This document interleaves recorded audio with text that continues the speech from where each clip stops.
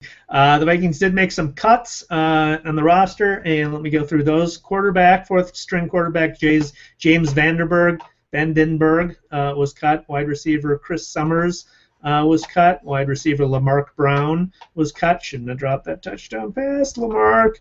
Wide receiver Eric Highsmith from Mankato was cut. Running back Bradley Randall was cut. Running back Gerodis Williams was cut. Tyler Holmes, guard, and Camden Wentz, center, were cut.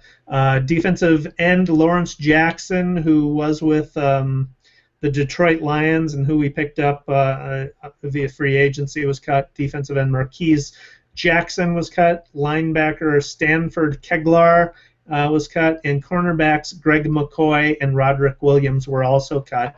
And then finally, Greg Childs, wide receiver Greg Childs, was put on the reserve physically unable to perform list. That means that Childs is out until at least week 6. But he'll be eligible to be taken off the PUP list after that. So the Vikings obviously like him enough to use that designation on him, and we'll see where that goes. He, of course, blew out 2 patellar tendons last year and was trying to come back from those injuries this season.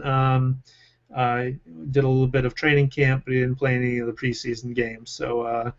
So next up, we got the Titans and final preseason game at home, and we won't see any starters in that game. It'll be all backups, so we'll get to see more of what the depth of the roster looks like next week. Until then, this is David Erickson, your host, Minnesota Vikings Chat. You can reach us at or find us at MinnesotaVikingsChat.com, on Facebook at Facebook.com/Minnesota Vikings Chat, on Twitter. And I want to thank everyone who participated in the Vikings Chat Twitter chat during the game last Sunday using the Vikings Chat hashtag. You can always join us if you're on Twitter or you're on Facebook. Use the Vikings Chat hashtag to join the conversation. We are on Twitter at twitter.com/MNVikingsChat and on YouTube at youtube.com/Minnesota Vikings Chat. Until next week, go Vikings!